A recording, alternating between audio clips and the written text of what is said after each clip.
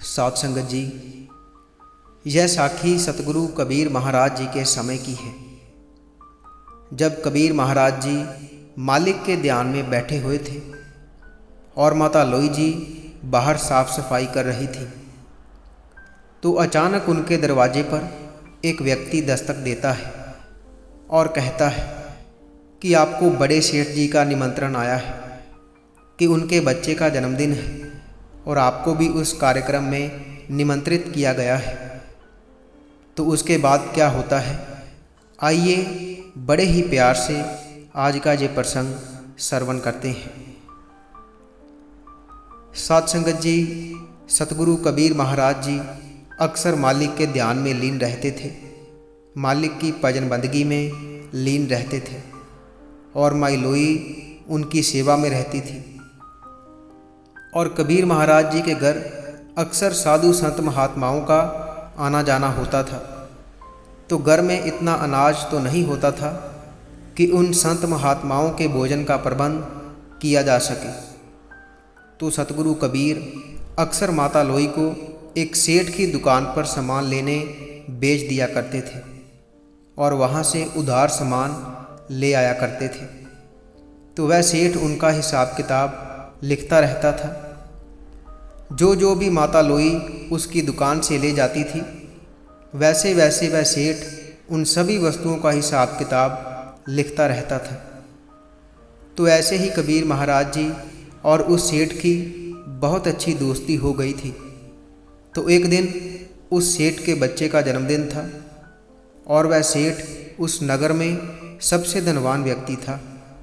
तो उसने अपने बच्चे का जन्मदिन धूमधाम से मनाने की सोची कि इस बार अपने बच्चे का जन्मदिन बहुत धूमधाम से मनाऊंगा और सभी नगरवासियों को भोजन के लिए निमंत्रित करूंगा। तरह तरह के पकवान बनाए जाएंगे और एक बड़ा समारोह करूंगा। तो उसने ऐसा ही किया। उसने सभी नगरवासियों को अपने बच्चे के जन्मदिन पर निमंत्रित किया और उसने अपने एक व्यक्ति को संत कबीर जी के घर भी निमंत्रण देने के लिए कहा। तो सतगुरु मालिक के ध्यान में लीन थे और माता लोई बाहर साफ सफाई कर रही थी। तो अचानक उस सेठ के भेजे हुए व्यक्ति ने उनके दरवाजे पर दस्तक दी और कहा कि आपको बड़े सेठ जी ने निमंत्रित किया है, उनके बेटे का जन्मदिन है, तो आपको भी वहाँ पर आकर अपना योगदान देना है। और सेठ जी ने खास तौर पर यह कहने के लिए बोला है कि जन्मदिन वाले दिन नगर में किसी के भी घर में खाना नहीं बनेगा, सभी नगरवासी वहाँ चलकर ही भोजन करेंगे। तो माता लोई ने वह निमंत्रण उस व्यक्ति से ले लिया और जब सतगुरु कबीर अपने ध्यान से उठते हैं तो माता लोई आकर उन्हें सब बता देती है कि सेठ के बच्चे का जन्मदिन है और उसने सभी नगरवासियों को निमंत्रित किया है और वह एक बड़ा कार्यक्रम करने जा रहा है। तो माता लोई की यह बात सुनकर सतगुरु मुस्कुराते हुए कहते हैं कि हे लोई, पिता कहता है कि मेरे बच्चे का जन्मदिन है और मेरा बच्चा बड़ा हो गया है। माँ कहती है कि मेरा बेटा जवान हो रहा है, उसकी आयु बढ़ रही है, लेकिन सत्य तो यह है कि उसकी आयु बढ़ नहीं रही बल्कि कम हो रही है। लेकिन वह सोचते हैं कि उनके बेटे की आयु बढ़ रही है, जबकि वह तो प्रतिवर्ष मृत्यु के नज़दीक जा रहा है। इस संसार के लोग बस इसी भ्रम में पड़े रहते हैं कि हमारा बच्चा अब इतने साल का हो गया है, वह इतना बड़ा हो गया है। वह यह नहीं जानते कि वह मृत्यु की तरफ बढ़ रहा है।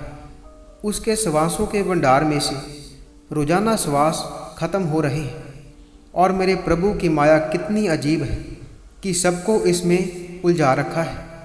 जिसको वह समझ देता है केवल वही जान पाता है कि सत्य क्या है, क्योंकि मृत्यु की शुरुआत तो उसी दिन से हो जाती है जब बच्चे का जन्म होता है। जब बच्चा इस संसार में आता है और पहली सांस लेता है, तब से ही उसकी मृत्यु शुरू हो जाती है। उसके भंडार में से श्वास दिन प्रतिदिन खत्म होते जाते हैं और वह मृत्यु के नज़दीक जाता रहता है। तो सतगुरु के यह वचन सुनकर माता लोई जी कहती हैं कि अगर आप कहते हैं कि हम दिन प्रतिदिन मृत्यु की तरफ बढ़ रहे हैं, बच्चे की आयु कम हो रही है, तो इसमें हम क्या कर सकते हैं?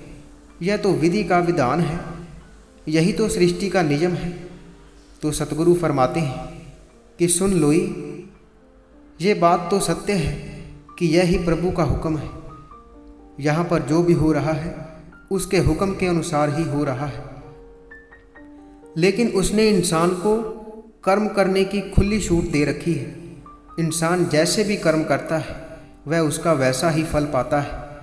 वह परमेश्वर कभी भी इंसान के कर्मों में दखल अंदाजी नहीं करता। इंसान अपने कर्मों का खुद जिम्मेदार है, क्योंकि वह चाहे तो मालिक की भजन बंदगी भी कर सकता है, अच्छे कर्म भी कर सकता है, और वह चाहे तो पाप कर्म भी कर सकता है, पाप की तरफ भी बढ़ सकता है। यह फैसला मनुष्य के हाथ में है। और आप जी यहाँ पर एक पंक्ति का उच्चारण करते हैं, कबीर मनुआ एक है, चाहे गुरु की भगत करे, चाहे विषय कमाए। जिसका अर्थ है कि सतगुरु कबीर कह रहे हैं कि मन तो एक ही है, मन दो नहीं है, मन एक ही है।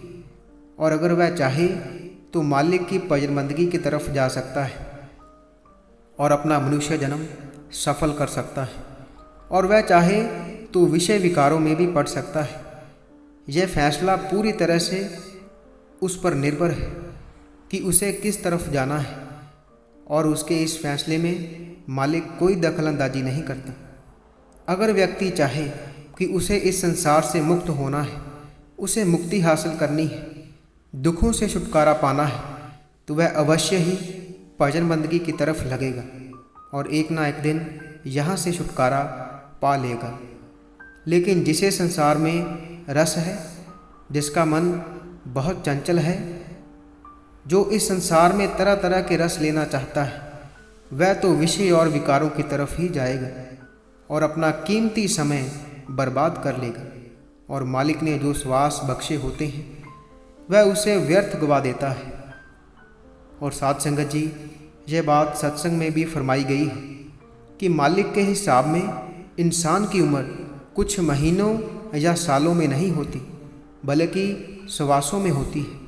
मालिक हर जीव को श्वासों का एक लिमिटेड भंडार देकर इस संसार में भेजता है, और जब वह श्वास खत्म हो जाते हैं तब हमारी मृत्यु हो जाती है। इसलिए तो सतगुरु फरमा रहे हैं कि हम ये ना सोचें कि हम आगे बढ़ रहे हैं, हमारी आयु बढ़ रही है, बल्कि हमें सोचना चाहिए कि हमारी आयु कम होती जा रही है। श्वासों की गिनती दिन प्रतिदिन कम हो रही है, और हमें इस बात पर ध्यान देना चाहिए कि दिन में हमने कितने श्वासों को मालिक के नाम किया है। और ये बात सत्संग में भी फरमाई गई है। एक दिन में इंसान 24,000 श्वास लेता है, और अगर 24,000 श्वास दिन में ख़त्म होते हैं तो उसमें से कितने श्वास मालिक के नाम किए, इस बात पर ध्यान देने की ज़रूरत है। तो साध संगत जी, इस साखी से हमें भी यही प्रेरणा मिलती है कि हमें सत्य का रास्ता पकड़ना है। हमें इस संसार में रहते हुए, सभी कार्य करते हुए मालिक की भजन बंदगी के लिए समय निकालना है और अपनी जिम्मेदारियां भी निभानी है।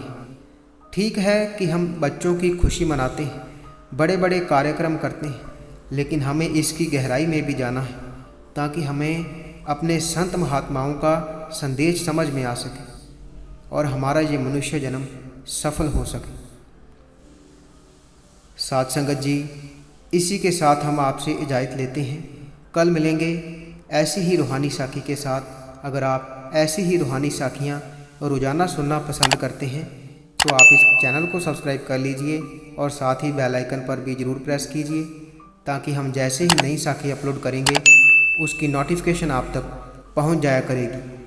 और अगर आप रूहानी साखियाँ पढ़ना पसंद करते हैं तो आप हमारी वेबसाइट www.santwachan.com पर जाकर पढ़ सकते हैं, जिसका लिंक वीडियो के डिस्क्रिप्शन में दिया हुआ है।